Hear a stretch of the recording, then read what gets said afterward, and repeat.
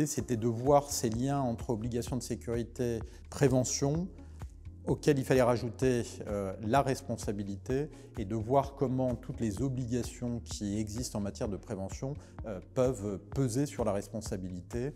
Et j'ai trouvé l'angle vraiment original, de sorte que je pense que j'ai dû réfléchir et accepter en 10 secondes parce qu'il y avait une idée et en plus il y avait une idée originale, donc j'étais vraiment très emballé. Mais c'est vrai que ça m'intéressait d'interroger le lien entre responsabilité et prévention, puisque c'est un lien en fait que l'on fait traditionnellement toujours en droit, c'est-à-dire que de dire que l'existence de responsabilité a pour effet mécanique d'inciter les sujets de droit à modifier leur comportement, à avoir un comportement dénué de toute volonté de commettre des dommages. Or, il me semblait dans ma pratique qu'on n'observait pas cette relation mécanique entre hausse de la responsabilité, enfin aggravation de la responsabilité de l'employeur avec les arrêts du 28 février 2002, avec aussi sur le plan pénal les lois Fauchon, cette prise en compte de la prévention au quotidien dans les entreprises. Ma pratique me démontrait que très souvent, on avait des employeurs qui étaient parfaitement conscients de leur responsabilité, du risque qu'ils pouvaient prendre en ne prenant pas des mesures de prévention, et que pour autant, notamment dans les TPE-PME, dans les petites entreprises, il n'y avait pas nécessairement de mise en œuvre d'une politique de prévention. Et c'est cette idée-là que effectivement, je voulais explorer dans un travail de recherche, à un moment effectivement où en plus il y a eu cette modification jurisprudentielle avec l'Arrière France. Et ensuite, cette intuition que j'avais dans ma pratique, elle s'est avérée plutôt raccord, si je puis dire, avec les constats que pouvaient faire aussi les institutions, puisqu'on a eu le rapport de Madame Lecoq de 2018 qui, quelque part, faisait le même constat, c'est-à-dire, elle a même une phrase assez définitive, puisqu'elle dit que l'obligation de sécurité de résultat poussée à l'extrême est décourageante pour la prévention, ce qui est peut-être un peu discutable. Mais ensuite aussi, on a eu les publications de l'Union européenne qui, justement, mettaient en avant la nécessité d'essayer de cultiver la culture de la prévention plutôt qu'une approche purement disciplinaire ou purement contraignante des règles de prévention. Et donc c'est vrai que, sans me rendre compte, ce travail de recherche où j'ai essayé de prendre un peu de surplomb par rapport à mon activité professionnelle, m'a permis aussi de réfléchir moi-même sur ce lien entre responsabilité, prophylaxie ou prévention des comportements. D'abord, c'est une thèse, et c'est déjà une thèse en premier lieu, puisqu'effectivement, j'avais une vision, comme l'a dit Arnaud, assez tranchée sur le sujet. Après, pour le lecteur, il ne faut pas y voir un manuel ou un guide de réponse à des questions pratiques. En revanche, ce que moi j'ai voulu essayer de faire, c'était d'apporter des illustrations pratiques sur à la fois un constat dans une première partie, sur à la fois une évolution historique, sur les acteurs et sur les outils de la prévention. Faire aussi une analyse sur justement quel est le résultat de la prévention actuellement en France. Et puis ensuite, ma deuxième partie, devant un petit constat d'échec, ou en tout cas de palier dans la prévention des risques professionnels, j'essaye de faire des propositions pratiques, toujours assez terre à terre, pour essayer de parvenir à remettre un peu la prévention au cœur de l'action dans les entreprises et faire en sorte que la culture de la prévention soit véritablement inscrite également dans le droit. Pas uniquement ce but, cet horizon un peu indépassable.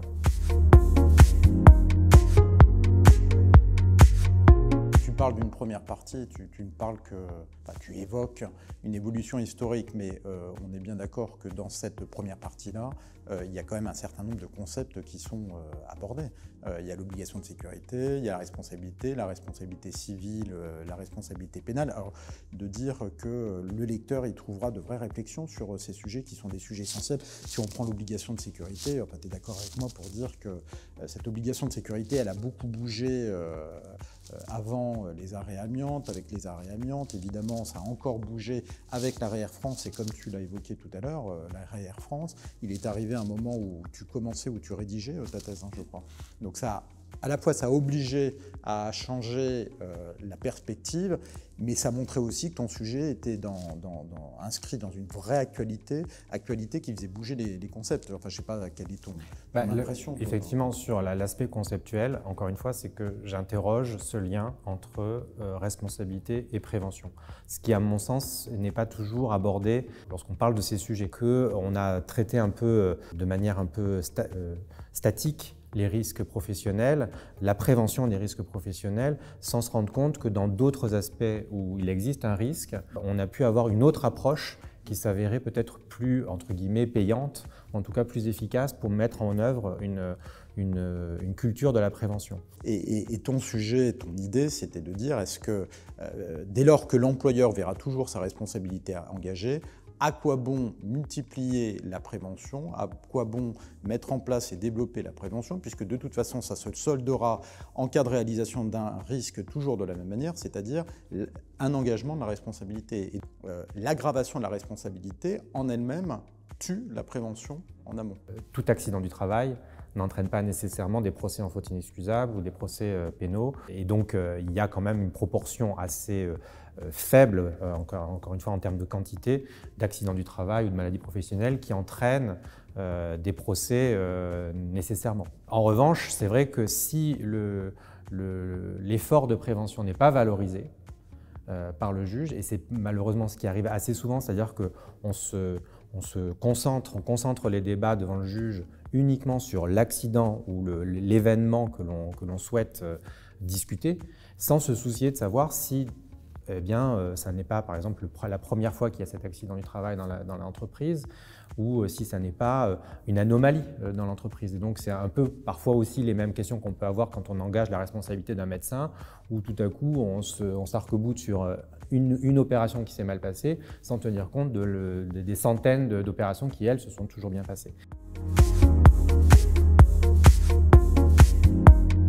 D'où ta deuxième partie où tu proposes d'améliorer la prévention, ce que tu appelles la culture de la prévention. Exactement. Et donc, à la fois en amont, c'est-à-dire faire en sorte que cette volonté de prévenir soit plus réaliste, soit plus concrète dans les entreprises. Et encore une fois, il faut faire une différence vraiment entre les grandes entreprises, où sans doute la situation est beaucoup moins problématique, parce qu'il y a un staff dédié. Les moyens qui sont... Voilà. Il y a une réalité aussi du dialogue social, et ça d'ailleurs statistiquement ça s'observe, c'est-à-dire que dans toute l'Europe, on constate que dès lors qu'il y a des institutions représentatives du personnel efficaces, eh bien, il y a des politiques de prévention beaucoup plus efficaces également qui sont mises en œuvre. En revanche, dès lors qu'on est dans des petites et moyennes entreprises où précisément il n'y a pas forcément des institutions représentatives du personnel, soit parce que la taille est trop petite, soit parce qu'il n'y a pas d'élus, ce qui est assez fréquent en France, eh bien, cette politique de prévention, à ce moment-là, demeure assez inexistante. Et ça se voit en France particulièrement avec le document unique, qui est obligatoire depuis 2002, qui est son absence ou son absence de mise à jour peut être sanctionnée pénalement. Beaucoup d'employeurs le savent et pour autant, soit ils n'ont pas de document unique, soit on a rédigé une fois pour toutes un document unique qu'on a mis dans un tiroir et qu'on est prêt à montrer à l'inspecteur du travail le jour où il viendra faire une inspection, sans se soucier et sans savoir ce que ça peut apporter à l'entreprise. Ce qui est en jeu, c'est de faire en sorte déjà qu'en amont, il y ait cette volonté de mettre en œuvre les mesures de prévention pour ce que ça peut représenter pour l'entreprise, c'est-à-dire une amélioration des conditions de travail, mais aussi en aval, lorsqu'on est devant le juge, que le juge aussi puisse s'emparer plus concrètement de cet effort de prévention. Et c'était d'ailleurs une question que je peux me poser, est-ce que l'effort de prévention est un objet de droit? Est-ce qu'on peut, à un moment donné, se poser la question de savoir si l'effort de prévention, qui ne peut être qu'un effort permanent, constant, est-ce qu'il peut être abordé par le juge véritablement? Discuter, c'est-à-dire est-ce que concrètement les juges, que ce soit en première instance ou en appel, abordent ce problème de cette manière-là, c'est-à-dire en reprenant les obligations telles qu'elles sont définies par le Code du travail, pour ensuite voir concrètement et demander les informations à l'employeur pour voir si concrètement cet effort de prévention existe, est sérieux ou pas. Et malheureusement, très souvent, on est un peu sur des débats qui restent un peu superficiels. On a un document unique, donc pour le juge, le document unique, il existe, je ne cherche pas à comprendre s'il est suffisant. Ou inversement, on peut avoir une vision au contraire très dogmatique en disant ce risque-là a été mal appréhendé et on fait abstraction de tout le reste sans se poser la question de savoir si si véritablement il y a eu un effort de prévention dans l'entreprise. Par rapport au reste de l'Union européenne, et il faut savoir que sur ces questions de santé et sécurité au travail, on a une certaine harmonisation des législations, puisqu'on a quand même cette directive cadre de 89 qui vient mettre un cadre similaire sur les obligations qui pèsent partout en Europe sur les employeurs et sur les salariés. On voit qu'en France, ce nombre d'accidents mortels n'a pas beaucoup évolué depuis les arrêts du 28 février 2002. Il reste à peu près entre 500 et 800, selon les années, accidents du travail mortels. Et même si on enlève les accidents liés à la circulation, on se rend compte qu'il y a cette stagnation et en plus un taux plutôt élevé si on se compare à l'Allemagne, à l'Italie ou à des pays qui ont en plus une proportion d'emplois dans l'industrie et donc qui par nature c'est plus accidentogène, bien plus importante qu'en France, puisque dans le même temps on a perdu des emplois dans l'industrie.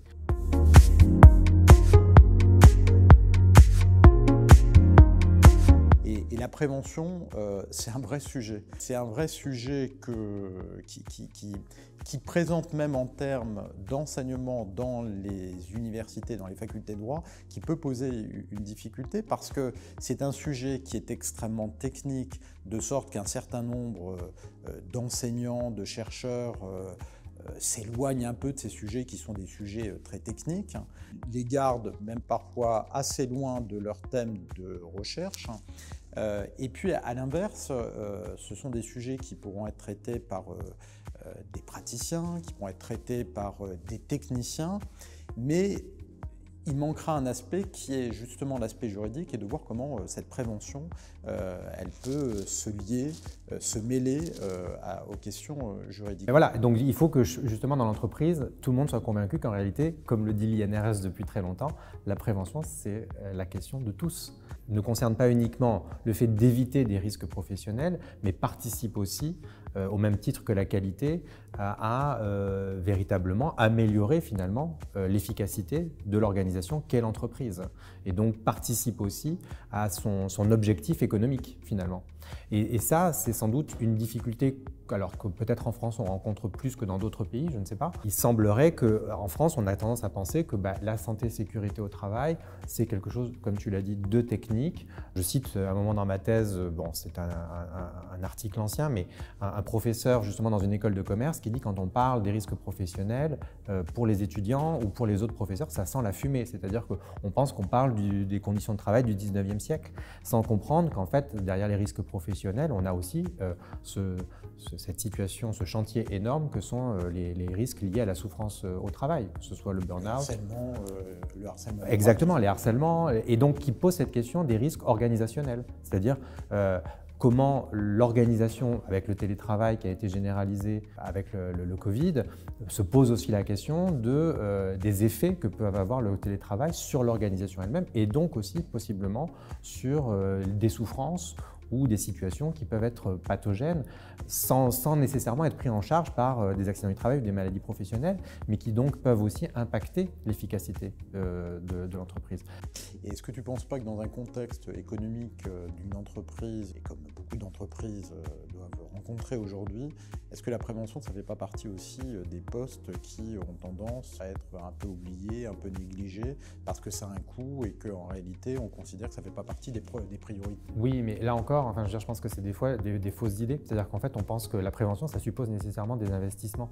Alors qu'en fait, parfois, c'est simplement réfléchir si l'organisation de l'espace est bien réfléchie. Des fois, il y a des solutions de prévention qui ne sont pas des coûts, qui ne coûtent rien. Qui relèvent du bon sens. Voilà, exactement. Mais qui supposent de se prendre le temps et de réfléchir et de ne pas considérer que bon, ça a toujours fonctionné comme ça, on ne va pas changer les choses.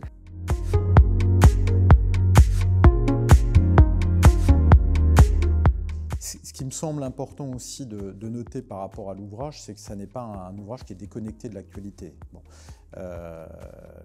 On est sur le champ de l'obligation de sécurité, la responsabilité et la prévention. Aujourd'hui, on a un certain nombre de textes, des textes qui portent sur l'environnement et notamment l'amélioration de l'information-consultation des représentants du personnel en matière d'environnement. On a évidemment un sujet qui est un sujet essentiel post-Covid, qui est le développement du télétravail et donc avec des risques professionnels qui peuvent se multiplier et voir comment éventuellement la prévention peut être réalisée dans ces contextes-là. Et puis enfin, on a un troisième sujet qui n'est pas nouveau, qui est celui du harcèlement moral. Et on sait que le harcèlement moral est extrêmement présent. Et on l'a dit tout à l'heure, notamment avec la Air France et avec le recul que toi tu as sur la mise en œuvre de la jurisprudence Air France, mais de voir comment la prévention peut jouer dans le cadre de contentieux de harcèlement moral. Et pourquoi j'évoque le harcèlement moral, c'est que ce qu'on peut constater aujourd'hui, je crois, c'est que beaucoup de salariés, pour contourner les barèmes d'indemnisation dit Macron, n'hésitent pas à aller chercher du côté du harcèlement moral. Donc je crois comprendre qu'il y a beaucoup de contentieux qui s'organisent autour du harcèlement moral. Et comment tous ces sujets se percutent et affrontent la question de la prévention. Enfin, d'abord, est-ce que ce que je dis là, tu le vérifies toi, et est-ce que toi tu envisages, enfin tu as une idée sur le fait de pouvoir coordonner la prévention d'une part et puis les autres sujets que j'évoquais à l'instant. Je reste un peu sur le sujet de ma thèse qui était quand même de s'intéresser à l'amélioration de la prévention.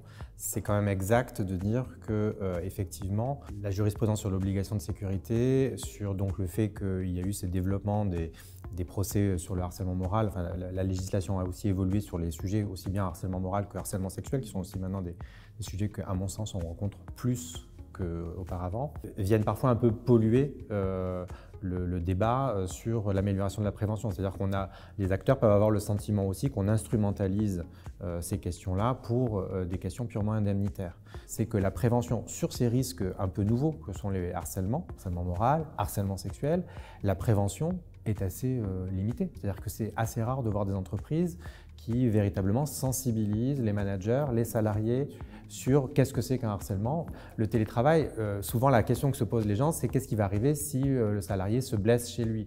Et ça, je ne pense pas que ce soit véritablement le principal risque que génère le télétravail. Le vrai risque du télétravail, c'est un risque organisationnel, c'est-à-dire le fait que le lien entre les salariés se délite. Alors du coup, la prévention, elle intervient comment dans tout ça? Justement, c'est qu'encore une fois, il faut que les entreprises anticipent ces problèmes et essayent de voir comment les juguler, mais concrètement, non pas parce qu'il y a un risque de condamnation, mais parce que, encore une fois, ça pose la question d'une bonne organisation du travail et des bonnes conditions de travail. Et la santé au travail, ça inclut le bien-être au sens en dehors de tout problème de pathologie. À ce moment-là, effectivement, on n'instrumentalise pas ces questions pour obtenir des avantages ou des indemnités, mais on le fait véritablement parce que la prévention, c'est quelque chose d'important. À mon sens, par exemple, dans la thèse, à un moment, j'aborde la différence d'approche en Hollande du problème du harcèlement moral. En Hollande, on voit que lorsqu'il y a une situation de harcèlement moral, justement, on fait intervenir un psychologue du travail, enfin quelque chose, qui vient essayer de comprendre le problème et de proposer des solutions. Et ça n'est que si ces solutions n'ont pas été mises en œuvre par l'employeur ou qu'elles n'ont pas abouti à régler le problème, qu'éventuellement se posera la question du procès. Alors qu'en France, très souvent, la question du harcèlement aboutit à des sanctions disciplinaires immédiatement pour le salarié harceleur, enfin suspecté d'être harceleur. On va le sanctionner et très souvent, c'est le licenciement. Et parce que les entreprises ont le sentiment que si elles ne licencient pas, elles n'ont rien fait. Et parce que la jurisprudence d'ailleurs pousse à ça. C'est-à-dire que les juges ont tendance à considérer qu'en dehors du licenciement, point de salut. Et de l'autre côté, on a un salarié qui a tendance qui va du coup instrumentaliser peut-être, avec des guillemets, mais cette situation pour essayer d'obtenir une indemnisation. Et donc en fait, on ne se pose pas la question de qu'est-ce qu'on pourrait faire concrètement pour améliorer la situation, qui passe effectivement par un dialogue loyal, honnête, avec comme objectif non pas d'en tirer quelque chose pour soi ou de sortir des salariés nuisibles, mais véritablement d'améliorer les choses. Est-ce que ça, c'est pas le rôle de la commission santé-sécurité du CSE? Oui, quand elle existe. Voilà, quand elle existe, effectivement. Mais même là, on voit que très souvent, les enquêtes qui sont menées par les CSE, la question qu'on se pose, c'est est-ce qu'on licencie ou est-ce qu'on licencie pas? Enfin, je veux dire, souvent, on aborde le problème en ces termes-là, qui, à mon sens, est réducteur. On aborde trop le sujet en termes de sanctions, indemnisation, et non pas en termes de prévention. Les harcèlements sexuels, je trouve, pour le coup, qui, à mon avis, se développent avec la libération de la parole, l'effet MeToo, très souvent, moi, je constate qu'en fait, on n'a jamais expliqué aux salariés, encore une fois, que des blagues sexistes, ça peut être un harcèlement sexuel. Et donc, du coup, on se retrouve avec des salariés qui ont parfois des anciennetés très grandes, à qui on dit « c'est terminé, tu es licencié parce qu'on nous a reporté des blagues que tu faisais », sans même avoir pris le temps de dire « ces blagues, c'est plus possible, il faut arrêter » et de voir si la personne change ou pas de comportement. La jurisprudence n'aide pas non plus. C'est-à-dire qu'elle vient mettre tout de suite la question de la discipline et de l'indemnisation, là où la prévention devrait être, à mon sens, plutôt mise en avant.